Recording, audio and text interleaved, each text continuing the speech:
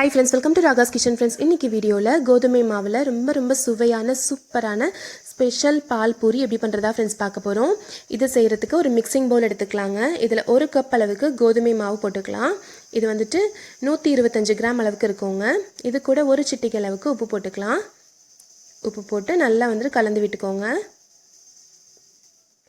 நல்லா மிக்ஸ் பண்ணதுக்கு அப்புறமா இதுல 1 ஸ்பூன் அளவுக்கு நெய் விட்டுக்கலாம். நெய் சேர்த்து நல்லா கலந்து விட்டுக்கோங்க.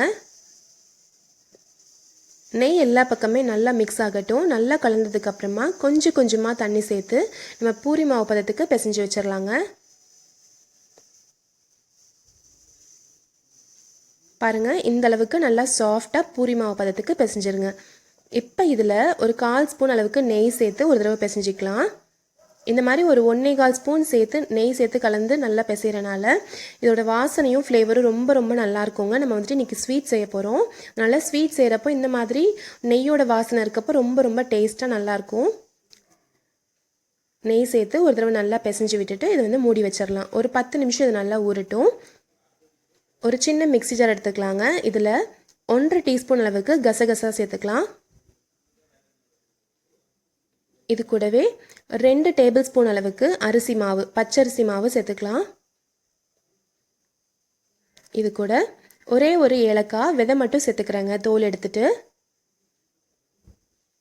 இது கூட ஒரு 10 பாதாம் பருப்பு, இது கூடவே ஒரு 10 முந்திரி பருப்பு உடைச்சதை நான் சேர்த்துக்கிறேன். இது கூட ஒரு 1/4 கப் அளவுக்கு தேங்காய் துருவல் வர மாதிரி தேங்காய் சேர்த்துக்கலாம். சேர்த்துட்டு தண்ணி எதுவும் ஊற்றாமல் ஃபஸ்ட்டு இது நல்லா பொடி பண்ணிக்கலாங்க.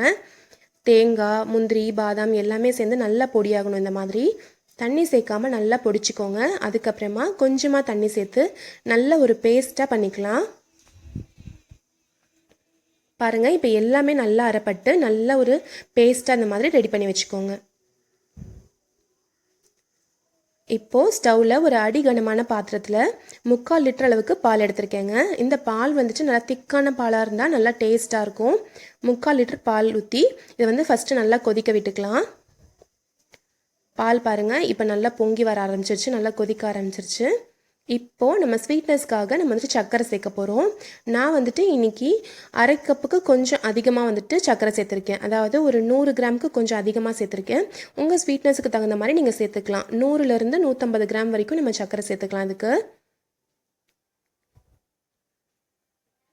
சர்க்கரை சேர்த்து சர்க்கரை நல்லா கரையிற வரைக்கும் நல்லா இந்த மாதிரி நல்லா கலந்து விட்டுக்கோங்க. இப்போது சர்க்கரை நல்லா கரைஞ்சிருச்சு. இப்போது நம்ம அரைச்சி வச்சுருக்க இந்த பேஸ்ட்டை வந்துட்டு இதில் சேர்க்க போகிறோம். குறைவான தீயிலேயே வச்சு இந்த மாதிரி நல்லா கலந்து விட்டுக்கோங்க. இப்போ நம்ம அரைச்ச பேஸ்ட்டை இதில் சேர்த்துக்கலாம். நம்ம இதில் அரிசி மாவு சேர்த்துருக்கோன்றனால டக்குன்னு இந்த பேஸ்ட் வந்துட்டு சேர்த்ததுக்கப்புறமா பால் வந்து கொஞ்சம் திக்காயிரும். இப்போ நம்ம அரைச்ச பேஸ்ட்டை சேர்த்துட்டு நல்லா கலந்து விட்டுக்கோங்க. கட்டி எதுவும் இல்லாத மாதிரி நல்லா மிக்ஸ் பண்ணிக்கோங்க. சாதாரணமாக இந்த மாதிரி கரண்டி யூஸ் பண்ணுறதை விட நம்ம விஸ்க் கரண்டி யூஸ் பண்ணோம் அப்படின்னா டக்குன்னு வந்து கட்டி இல்லாமல் நல்லா மிக்ஸ் ஆகிரும். பாருங்கள், இந்த மாதிரி கரண்டி இருந்துச்சுன்னா அதை வச்சு நீங்கள் வந்து மிக்ஸ் பண்ணிக்கோங்க. நான் வந்துட்டு இன்றைக்கி ஒரு 1/2 கப் அளவுக்கு சர்க்கரை சேர்த்துக்கிறேங்க. இது வந்து நார்மலான சுகர் அளவுக்கு ஸ்வீட்னஸ்க்கு இருக்கும். உங்களுக்கு வந்துட்டு கொஞ்சம் அதிகமாக ஸ்வீட்டாக உங்களுக்கு வேணும்னா நீங்கள் ஒரு 3/4 கப் அளவுக்கு நீங்கள் வந்து சர்க்கரை சேர்த்துக்கலாம் இதில். இப்போ பாருங்கள், எல்லாமே நல்லா கரைஞ்சிருச்சு, நல்லா வந்துட்டு ஒன்றா கலந்து வந்துருச்சு, எங்கேயுமே கட்டி இல்லை. இப்போது சிம்லையே இது வந்துட்டு ஒரு 10 நிமிஷம் கொஞ்சம் அப்படியே திக்காகட்டும். குறைவான தீயிலேயே வச்சு கொஞ்சம் திக் பண்ண விடலாம். அதுக்குள்ளார நம்ம வந்துட்டு பூரி ரெடி பண்ணிடலாங்க.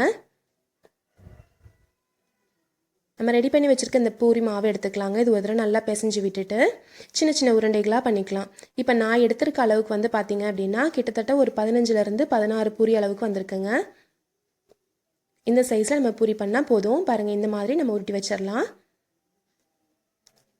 இப்போ ஒவ்வொரு உருண்டையாக எடுத்து நம்ம வந்துட்டு பூரி தேய்ச்சிக்கலாங்க. ரவுண்டாக வந்துட்டு பூரியாக ரெடி பண்ணி வச்சுக்கலாம். இது வந்துட்டு பாருங்கள், இந்த அளவுக்கு மெலிசாக இருக்கணும். ரொம்ப மெலிசாக வந்து தேய்க்கணும்னு அவசியம் இல்லைங்க. நம்ம பூரிக்கு செய்கிற மாதிரி தேய்ச்சா போதும்.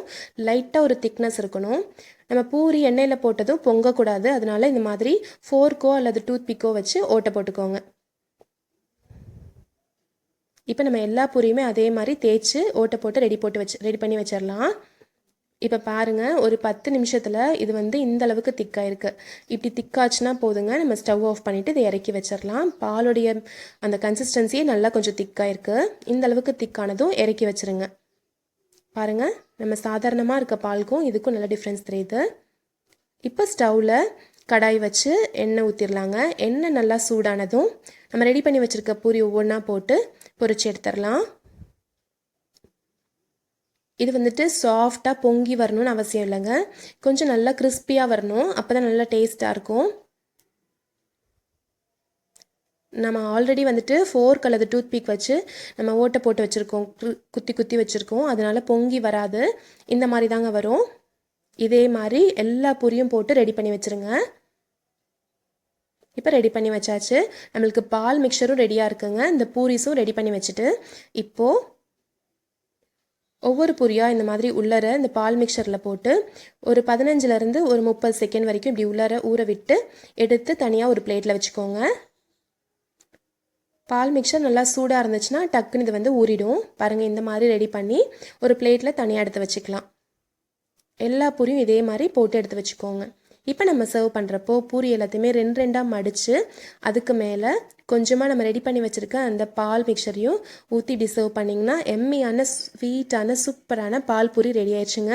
கண்டிப்பாக நீங்கள் ட்ரை பண்ணி பாருங்கள். சின்ன குழந்தைங்கள்லேருந்து பெரியவங்க வரைக்கும் எல்லாருக்குமே இந்த ஸ்வீட் ரொம்ப பிடிச்சிருக்கும். இந்த ரெசிபி உங்களுக்கு பிடிச்சிருந்துச்சுன்னா நம்ம சேனல் ராகாஸ் கிச்சனில் ஒரு லைக் கொடுங்க, ஃப்ரெண்ட்ஸ் கூட ஷேர் பண்ணுங்கள், சப்ஸ்கிரைப் பண்ணுங்கள்.